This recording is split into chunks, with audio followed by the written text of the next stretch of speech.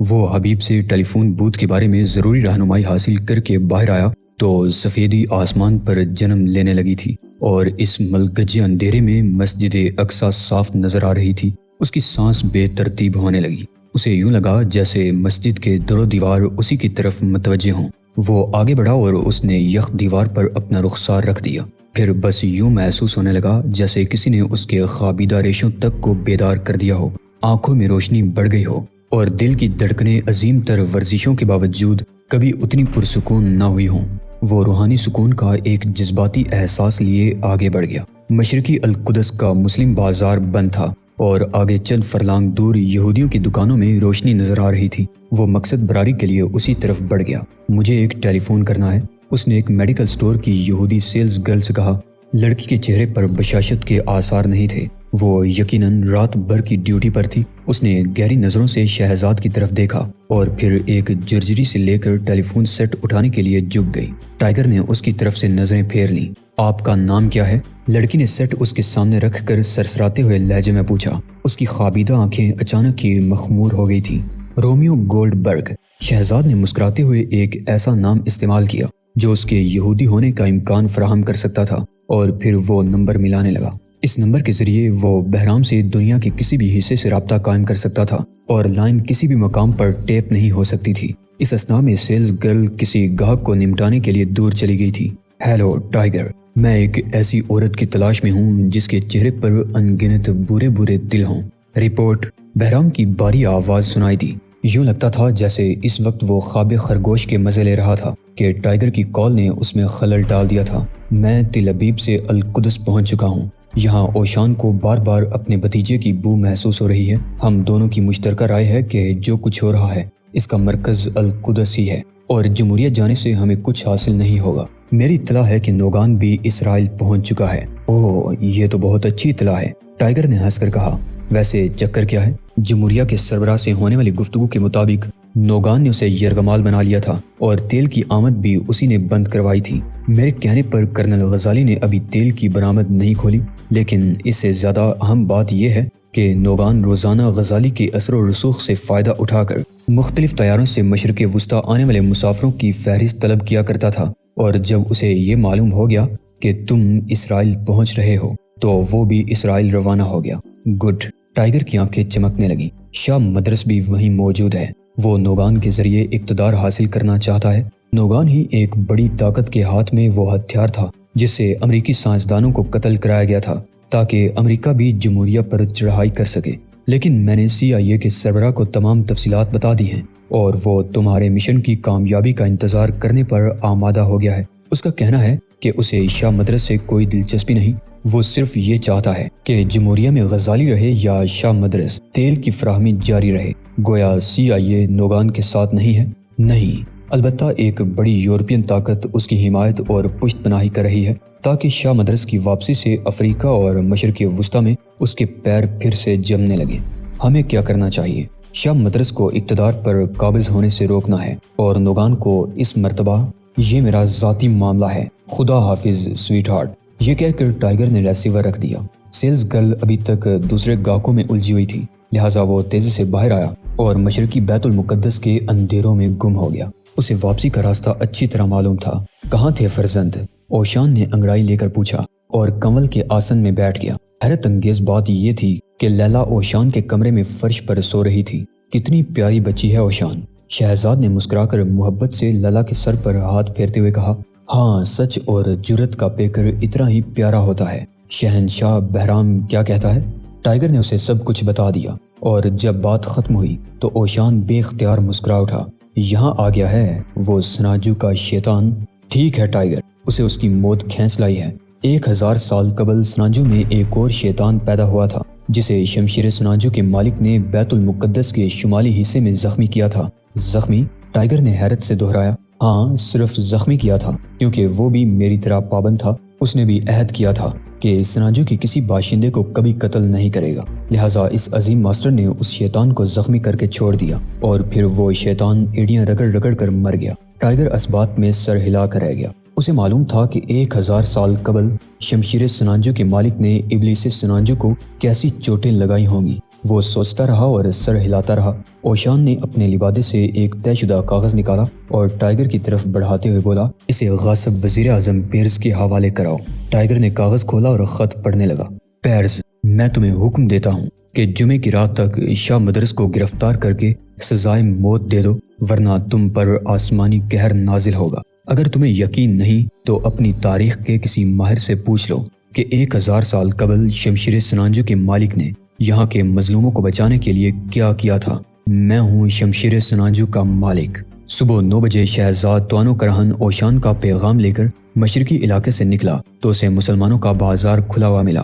بہت سی دکانوں میں سامان نہ ہونے کے برابر تھا، لیکن بیشتر دکانوں پر تنظیم آزادی فلسطین کے پرچم لہرا رہے تھے۔ یہ ان دکانداروں کی جرأت مندی کا ایک شاندار نمونہ تھا۔ صہیونی حکومت نے اپنا نام نہاد دارالحکومت اگرچہ بیت المقدس منتقل کر لیا تھا، مگر یہاں سفارتی سرگرمیاں نہ ہونے کے برابر تھیں۔ حتیٰ کہ خود امریکہ اور برطانیہ نے بھی تاحال اپنے سفارت خانے یہاں منتقل نہیں کیے تھے۔ یہی وجہ تھی کہ بیت المقدس میں سفارتی علاقہ نہ ہونے کے برابر تھا اور صرف اسی علاقے کی کڑی حفاظت کی جاتی تھی جہاں وزیر اعظم پیئرز رہا کرتا تھا، جہاں چند چھوٹے چھوٹے ایسے ممالک کے سفارت خانے تھے جن سے عرب اور مسلم حکومتوں نے تعلقات منقطع کر لیے تھے۔ وہ ایوان وزارت عظمیٰ پہنچ گیا۔ یہاں سیکیورٹی بہت سخت تھی اور پرندہ بھی پر نہیں مار سکتا تھا۔ محل کے بالائی برج پر طیارہ شکن توپیں نصب تھیں اور کئی فوجی محل کے لان پر بھی فضا میں مار کرنے والے میزائل لیے گھوم رہے تھے۔ ایک جگہ دیوار کے قریب پہنچ کر ٹائیگر رک گیا۔ اس نے کچھ سوچا اور پھر مرکزی دروازے کی طرف بڑھ گیا۔ یہاں ایک بریگیڈیئر موجود تھا جس کے چہرے سے اکتاہٹ اور بیزاری صاف نظر آ رہی تھی۔ بریگیڈیئر کے چہرے پر دائیں گال سے آنکھ تک زخم کا ایک لمبا نشان تھا۔ بریگیڈیئر، شہزاد نے نہایت احترام سے کہا، میں وزیر اعظم پیئرز کے لیے ایک خصوصی پیغام لایا ہوں، کیا ان تک رسائی ہو سکتی ہے؟ پیغام بذریعہ ڈاک بھیج دو۔ بریگیڈیئر نے نفرت سے جواب دیا، کیا انہیں یہ پیغام بذریعہ ڈاک مل جائے گا جناب؟ نہیں، کیونکہ وہ ڈاک خود نہیں کھولتے، لیکن میں چاہتا ہوں کہ وہ یہ پیغام خود پڑھیں۔ تب پھر کسی فلسطینی لڑکی کو پیغام دے کر مرکزی دروازے پر کھڑا کر دو۔ وہ جب بھی آئے گا پیغام فوراً اس کے پاس پہنچ جائے گا۔ ٹائیگر کی کھوپڑی گھوم گئی، لیکن اس نے فوراً ہی نظام نبض سے کام لے کر غصے پر قابو پا لیا۔ 2-3 لمبی لمبی سانسیں لی اور چند ہی لمحوں میں وہ پھر مسکرانے لگا، مگر اس کے اندر آگ سی سلگ اٹھی تھی۔ کسی یہودی لڑکی سے بات نہیں بنے گی جناب، نہیں، وہ ان سے بیزار ہو چکا ہے۔ بریگیڈیئر نے بے غیرتی سے جواب دیا، گویا یہ پیغام وزیر اعظم تک پہنچنے کا کوئی راستہ نہیں ہے۔ نہیں، بریگیڈیئر نے ایک بار پھر گردن اکڑا کر جواب دیا، تمہیں معلوم ہے کہ تم کیا کہہ رہے ہو؟ ٹائیگر نے اچانک کی سنجیدگی سے پوچھا۔ اب وہ کسی بھی صورتحال کا مقابلہ کرنے کے لیے تیار تھا۔ ہاں، میں بریگیڈیئر براہم ہوں، میں اپنے محکمے کا سربراہ ہوں اور مجھے علم ہے کہ میں کیا کہہ رہا ہوں۔ وہ پیر پٹک کر بولا، اگر میں تمہیں پیغام دے دوں تو تم کیا کرو گے؟ میں اسے پڑھ کر پھاڑ دوں گا۔ یہ امریکہ نہیں ہے، تمہیں یہاں کوئی رعایت نہیں ملے گی۔ فرض کرو میں تمہیں یہ دھمکی دوں کہ تم نے یہ پیغام پھاڑا تو میں تمہارا سر پھاڑ دوں گا، تب میں محافظوں کو بلا کر تمہیں امریکہ اسرائیل دوستی کو متاثر کرنے کے الزام میں گرفتار کرا دوں گا۔ ٹائیگر نے دائیں ہاتھ کی انگلیاں دیکھتے ہوئے کہا، تمہارے دائیں گال پر یہ لکیر نما زخم کا نشان بہت اچھا لگ رہا ہے، لیکن اس کے باعث تمہارا چہرہ غیر متوازن ہو گیا ہے اور میں عدم توازن برداشت کرنے کا عادی نہیں ہوں۔ ٹائیگر کی انگلیاں لپک پڑیں اور پھر انگشت شہادت اسرائیلی بریگیڈیئر کے بائیں گال کو آنکھ تک چیرتی چلی گئی۔ وہ چیخ اٹھا۔ اس کی چیخ سنتے ہی کئی فوجی دوڑتے ہوئے دروازے کی طرف آئے، مگر اس وقت ٹائیگر ہجوم میں شامل ہو چکا تھا۔ آگے ایک فیشنیبل بازار میں اچانک اس کی نگاہ جیسی پر پڑی اور جیسی بھی اسے دیکھ کر کھل اٹھی۔ اوہ، تم کہاں رہے؟ تمہیں دیکھنے کو تو میری آنکھیں ترس گئی تھی۔ جیسی جیکسن کا انداز واقعی والہانہ تھا۔ میں خود بھی تمہیں دیکھنے کے لیے بےتاب تھا۔ کہو کہاں مقیم ہو؟ ہوٹل جیوڈاز میں۔ سنو، تم نے تو بہت ہنگامہ مچا دیا تھا ہوائی اڈے پر۔ پلیز جیسی، ٹائیگر نے اس کی آنکھوں میں جھانک کر کہا، فکر مت کرو، میں نے کسی سے بھی نہیں کہا ہے کہ وہ تم بھی ہو سکتے ہو۔ دوسرے مسافر اس وقت باہر نکل چکے تھے اور ان کا کہنا ہے کہ چھاپا ماروں کے پورے گروہ نے حملہ کیا ہوگا۔ یوں بھی مجھے امریکہ سے ہدایت ملی ہے کہ صرف نظر رکھوں، مداخلت نہ کروں۔ تو تم بھی؟ ٹائیگر نے اپنی بات ادھوری ہی چھوڑ دی۔ ہاں، میں بھی تمہاری طرح ایک خفیہ ایجنسی میں شامل ہوں۔ اب کیا پروگرام ہے؟ فی الحال تو ایوان وزارت عظمیٰ جانا ہے۔ ہم 3 لڑکیوں کو وزیر اعظم نے خصوصی ملاقات کے لیے طلب کیا ہے۔ اوہ جیسی، کیا تم میرا ایک کام کر دو گی؟ ٹائیگر کسی خیال کے تحت چونک پڑا۔ ضرور، مگر ایک شرط پر کہ تم آج ڈنر میرے ساتھ کرو گے۔ بصر و چشم: اچھا یہ لو۔ ٹائیگر نے اوشان کا پیغام جیسی کو دے دیا اور پھر جیسی اس کی ہدایت سن کر اسبات میں سر ہلاتی رہی۔ اوشان نے یہ سنتے ہی کہ ٹائیگر پیغام کے بارے میں کیا تیر مار کر آیا ہے برا سا منہ بنایا۔ اس کا مطلب یہ ہوا کہ تم نے میرا پیغام براہ راست ملون پیئرز تک نہیں پہنچایا۔ میں نے وہ پیغام ایک ایسی شخصیت کو دیا ہے جو پیئرز سے ملاقات تم نے وہ پیغام ملون پیئرز کی بجائے کسی اور کو دے دیا۔ اور کیا تم نے پیغامبر کو پیغام پیئرز کے حوالے کرتے ہوئے دیکھا تھا؟ اوشان کا لہجہ موسیقی خیز تھا۔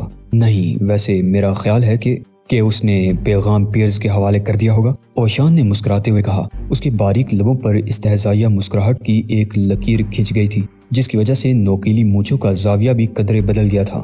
نہیں فرزند، تم نے پیغامبر کو پیغام حوالے کرتے نہیں دیکھا تھا، اور اس کا مطلب یہ ہوا کہ تم ایک بار پھر ناکام ہو گئے۔ میں نے تمہیں ایک معمولی سی مہم پر بھیجا تھا، لیکن تم اس طرح واپس آئے ہو کہ تمہارے چہرے پر مایوسی کی تہیں ہیں، اور تم مجھے یہ بتا رہے ہو کہ شاید میرا پیغام اس خبیث تک پہنچ گیا ہوگا۔ یعنی تمہیں یقین نہیں ہے؟ اس کا مطلب ہے کہ میرا خط اس تک نہیں پہنچ سکا۔ آپ جو چاہے سمجھ لیں لٹل فادر، شہزاد نے شکست تسلیم کرنے کے انداز میں دونوں ہاتھ بلند کرتے ہوئے کہا۔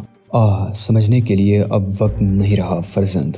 اوشان کا لہجہ دردناک ہو گیا۔ اب میں اپنا طریقہ آزماؤں گا اور ہر کام مجھے خود ہی کرنا پڑے گا۔ جیسی جیکسن نے اوشان کا پیغام وزیر اعظم پیئرز کو اس وقت دیا جب وہ ڈنر کے بعد قدرے فدا ہو جانے والا انداز اختیار کر رہا تھا۔ اس نے ناگواری سے اس پرچے کی طرف دیکھا، لیکن نہ جانے کیوں اسے پھینک نہ سکا اور پڑھنے پر مجبور ہو گیا۔ جیسی اس کے چہرے کی طرف دیکھتی رہی، اور جو ہی سیہونی ریاست کے وزیر اعظم نے، جو کہ دہشت گرد بھی رہ چکا تھا، خط کا متن پڑھا تو اس کے چہرے کی رنگت زرد ہو گئی اور دہشت سے اس کے ہونٹ کانپنے لگے۔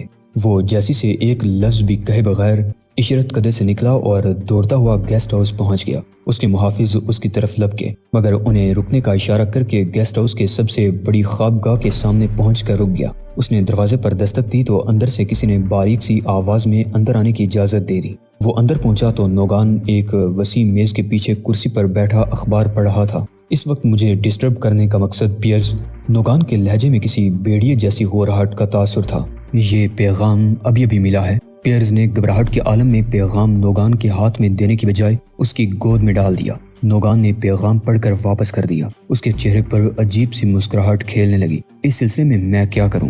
وزیر اعظم پیئرز نے دونوں ہاتھوں سے سینے پر مالش کرتے ہوئے دریافت کیا۔ کچھ بھی نہیں، نوگان ہنسنے لگا۔ تمہیں کچھ کرنے کی ضرورت نہیں، البتہ تم آرام ضرور کر سکتے ہو۔ یہ شمشیر سنانجو کا ماسٹر کون ہے؟ پیئرز نے اس مرتبہ قدرے پرسکون لہجے میں پوچھا۔ ایک افسانوی مگر حقیقی شخصیت جو یقیناً جمہوریہ کو شاہ مدرس سے بچانے کے لیے یہاں آئی ہے۔ کوئی کرائے کا قاتل؟ نہیں، وہ عام قاتلوں جیسا نہیں ہے، نوگان نے مسکرا کر کہا۔ تم ایسے لوگوں کے مربی اور سرپرست ہو جو بموں اور رائفلوں سے قتل کرتے ہیں، لیکن شمشیر سنانجو کا مالک ان جیسا نہیں ہے۔ وہ بذات خود ایک مشین گن ہے۔ اس کی ذات کسی بم سے کم نہیں اور اس کی انگلیاں نیزوں کی مانند ہیں۔ تمہارے زر خرید قاتل درندوں کی طرح ہیں اور وہ سراپا طوفان ہے۔ تب پھر اسے کیوں نہ گرفتار کرنے کا حکم دیا جائے؟ وزیر اعظم پیئرز نے غصے سے پوچھا۔ اسے گرفتار کرنے کے لیے تم اپنے کتنے سرفروشوں کو قتل کرانے کا جوا کھیل سکتے ہو پیئرز؟ نوگان نے حقارت سے پوچھا۔ تم اس بدبخت ملک کی ساری فوج لگا دو، تب بھی وہ ماسٹر اوشان کا لبادہ بھی نہیں پکڑ سکے گی۔ سنو پیئرز، طوفان کا مقابلہ صرف طوفان ہی کر سکتا ہے، اور اس کے مقابلے کا جو طوفان ہے وہ صرف میں ہوں۔ مگر میں یہ کہہ رہا تھا کہ تم بک رہے ہو۔ نوگان نے اس کی بات سنے بغیر جواب دیا۔ ماسٹر آف سنانجو تم سے دوبارہ رابطہ قائم کرنے کی کوشش کرے گا، اور میں اس کا مقابلہ کرنے کے لیے بالکل تیار ملوں گا۔ سب کچھ مجھ پر چھوڑ دو۔ وزیر اعظم سنتا رہا۔ اس کے پاس نوگان کے احکامات کی تعمیل کے سوا کوئی دوسرا راستہ نہ تھا، کیونکہ اسے معلوم ہو چکا تھا کہ القدس میں صہیونی دہشت گردوں کے خلاف انتہائی منظم انداز سے جدوجہد ہو رہی ہے۔ وہ یہ بھی جانتا تھا کہ نوگان اس طاقت کا نمائندہ ہے جو جمہوریہ کی حکمرانی شاہ مدرس کو دینے کے منصوبے پر عمل کر رہی ہے، اور شاہ مدرس کے حکمران بننے کا مطلب اسرائیل کے وجود کو لاحق ایک سنگین خطرے سے محفوظ کرنا تھا۔ اس طاقت کے سفیر نے نوگان کی آمد کے ساتھ ہی پیئرز سے اس کی حکومت کے غیر قانونی دارالحکومت بیت المقدس میں ملاقات کی تھی اور واضح کر دیا تھا کہ اسے اسرائیل کو بچانے کی خاطر نوگان کی ہر بری اور کڑی سے کڑی بات کو بھی شیریں گھونٹ سمجھ کر پینا ہوگا۔ کیا شمشیر سنانجو کے مالک سے کبھی میرا بھی آمنا سامنا ہو سکتا ہے ماسٹر نوگان؟ پیئرز نے دروازے کی طرف جانے سے قبل پوچھا۔ ہاں، مگر تم اسے دیکھ کر یقین نہیں کرو گے کہ وہ کوئی ماسٹر بھی ہو سکتا ہے، نوگان نے سخت لہجے میں جواب دیا، جسے سن کر پیئرز اپنی خوابگاہ میں واپس چلا آیا، جہاں جیسی صوفے پر بیٹھی تھی، لیکن اب اسے جیسی سے پہلی جیسی دلچسپی نہیں رہی تھی۔ تمہیں یہ خط کس نے دیا تھا؟ وہ صوفے پر بیٹھنے کی بجائے کھڑا رہا۔ ایک ایسے نوجوان نے جس سے دوران سفر ملاقات ہوئی تھی۔ اس کا نام کیا تھا؟ نام؟ وہ سوچ میں پڑ گئی۔ شاید شہزاد ہے۔ اس کا ساتھی اسے یہی کہہ کر مخاطب کر رہا تھا، شہزاد، یہ تو مسلم نام معلوم ہوتا ہے۔ فلسطینی جانبازوں کی سرفروشانہ جرأت کا خیال آتے ہی وہ لمحے بھر کے لیے کانپ اٹھا اور پھر اس کی نظریں دروازے کی طرف اٹھ گئیں۔ مطلب واضح تھا، جیسی اٹھ کر کمرے سے نکل گئی۔ اس رات پیئرز نے کئی خوفناک خواب دیکھے۔ ایک بار اس نے دیکھا کہ ایک شخص اسے قتل کر کے اس کی بوٹیاں بنا رہا ہے۔ وہ مارے دہشت کے کئی بار چیخا تو اس کی بیوی اٹھ کر دوسرے کمرے میں سونے کے لیے چلی گئی اور محافظ حیران و پریشان کھڑے ایک دوسرے کی شکلیں دیکھتے رہے اور پھر ایک شخص خوابگاہ میں گھس آیا۔ یہ ایک نحیف و نزار آدمی تھا جس نے سرخ لبادہ پہن رکھا تھا۔ اس نے مسکرا کر کہا، ملون پیئرز، میں تم سے کئی پشتوں کا بدلہ لینے آیا ہوں۔ پیئرز کی آنکھ کھل گئی۔ کمرے میں کوئی نہیں تھا، پھر بھی وہ کانپنے لگا۔ اسے یقین ہو گیا کہ شمشیر سنانجو کا مالک اسے دھمکی دے کر گیا ہے۔ اس نے بیڈ کی پشت گاہ سے ٹیک لگا لی۔ پسینے سے اس کا بدن تر ہو گیا، لیکن پھر نوگان کی موجودگی کا خیال آتے ہی اس کا خوف قدرے دور ہونے لگا۔ بڑی طاقت کے سفیر نے کہا تھا کہ نوگان ایک تیز و تند طوفان ہے۔ دیکھا تم نے؟ اوشان نے مراقبے سے نکلتے ہوئے کہا، ملون پیئرز کو میرا پیغام نہیں ملا، ورنہ وہ جواب ضرور دیتا۔ اس کا مطلب ہے کہ تم پیغام پہنچانے کی کوشش میں بھی ناکام رہے ہو فرزند۔ ممکن ہے اسے پیغام ملا ہو مگر اس نے جواب نہ دینے کا فیصلہ کر لیا ہو لٹل فادر۔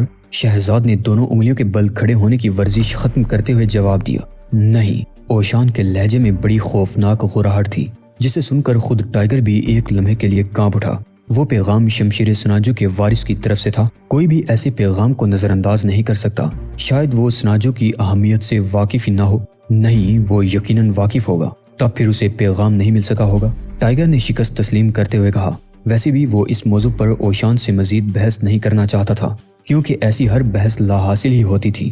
میں جانتا ہوں کہ اسے میرا پیغام نہیں ملا، لیکن آج اسے پیغام مل جائے گا۔ یہ کہہ کر اوشان نے قلم اور کاغذ سنبھالا اور بڑی محنت سے صہیونی وزیر اعظم پیئرز کے نام ایک نیا خط لکھنے لگا۔